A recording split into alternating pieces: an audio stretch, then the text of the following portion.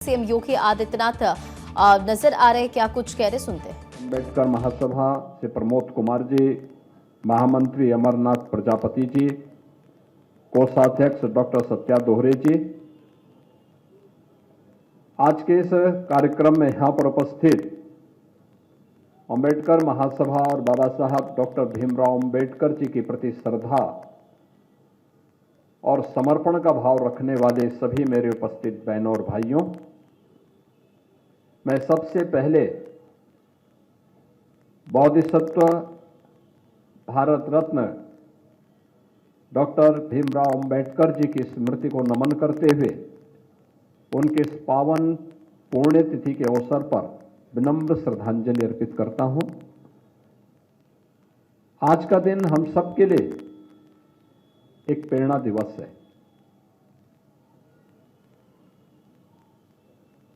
क्योंकि बाबा साहब भीमराव अम्बेडकर जी ने फर्श से अर्श तक की दूरी, यानी जमीन से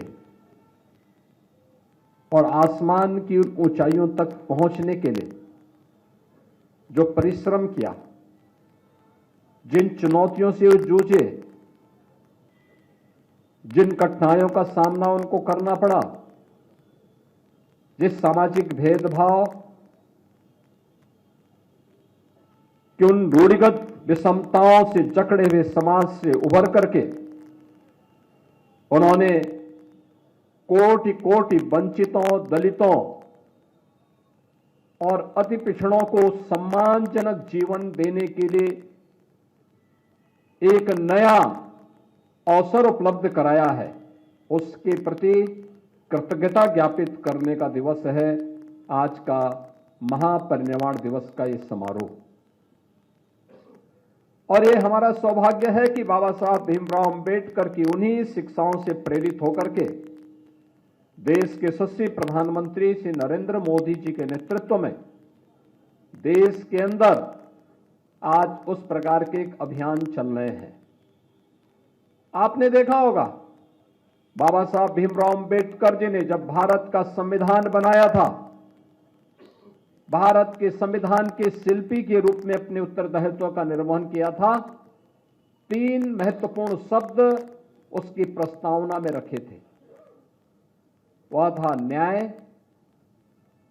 स्वाधीनता यानी समता और बंधुता।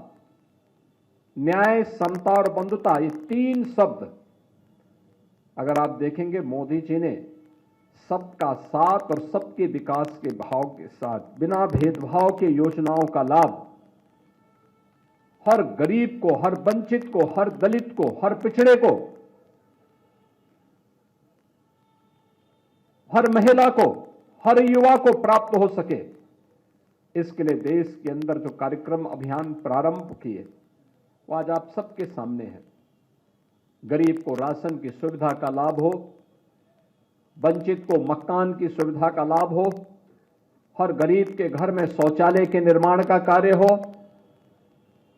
समाज की मुख्य धारा के साथ जुड़ करके जिस अभियान को आगे बढ़ाने का स्वास्थ्य की बेहतरीन सुविधा हर गरीब को प्राप्त हो सके, इसके लिए चलाए जाने वाले अभियान का हिस्सा हो।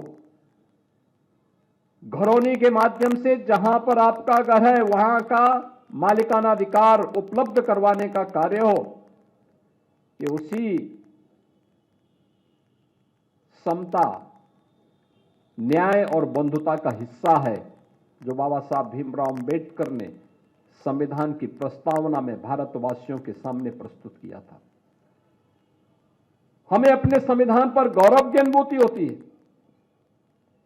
हमें बाबा साहब भीमराव अम्बेडकर पर गौरव की अनुभूति होती है। और बाबा साहब भीमराव अम्बेडकर ने उस समय भी हम सबको उन सभी खतरों के प्रति जागरूक किया था। याद करिए, उन्होंने उस समय एक बात कही थी, जो बात यहां पे पहले अभी असीम अरुण जी ने कहा, मैं उसमें आने के पहले एक बात जरूर कहना चाहूंगा। जब उस समय कांग्रेस के एक बड़े नेता ने, जिन्होंने 1923 में वंदे मातरम गाने से इनकार कर दिया था, कांग्रेस के अध्यक्ष के रूप में रहते हुए, और जब वह अंतिम समय उनका आया तो उन्होंने इच्छा व्यक्त की थी कि मेरी इच्छा है कि मैं यरूशलेम में मरूं। बाबा साहब ने तब एक टिप्पणी की थी कि जो व्यक्ति भारत की धरती पर पैदा होकर के भारत की सुविधा का उपभोग करके भारत की धरती को पवित्र न मानता हो, उस व्यक्ति के द्वारा दिए जाने वाले वक्तव्य कभी भारतवासियों के हित में नहीं हो सकते।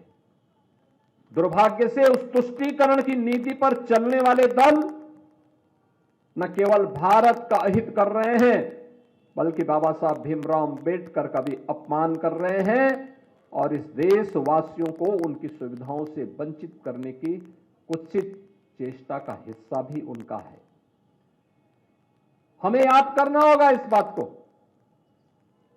कि बाबा साहब भीमराव अंबेडकर ने आज जो भी सुविधाएं और जो भी संपन्नता आपको प्राप्त हो रही है, ये सभी कुछ उनकी प्रेरणा है। प्रधानमंत्री मोदी जी के नेतृत्व में नया भारत अपने महापुरुषों पर गौरव की अनुभूति करता है, उन्हें सम्मान देता है। पंचतीर्थ के निर्माण का कार्यक्रम हो या अनुसूचित जाति, जनजाति और पिछड़ी जाति के छात्रों को मिलने वाली स्कॉलरशिप और अन्य सुविधाएं, ये उसी क्रम का हिस्सा है। अभी यहां पे कार्यक्रम के संयोजक श्री डॉक्टर लालजी प्रसाद निर्मल जी कुछ बातें कह रहे थे। उनके द्वारा कहा जा रहा था कि जो चतुर्थ श्रेणी के कर्मचारी हैं या संविदा के कर्मचारी हैं, सफाई कर्मचारी हैं, उनको उचित मानदेय मिले। हमारी सरकार ने तय कर लिया है, हमारी सरकार ने तय कर लिया। उसके लिए हमने एक कारपोरेशन का गठन भी कर लिया है और मुझे लगता है कि अगले 1-2 महीनों के अंदर ही यह सुनिश्चित हो जाएगा कि हर चतुर्थ श्रेणी के कर्मचारी को, हर सफाई कर्मचारी को, हर संविदा के कर्मचारी को न्यूनतम मानदेय देने की गारंटी सरकार उसको उपलब्ध करवा देगी।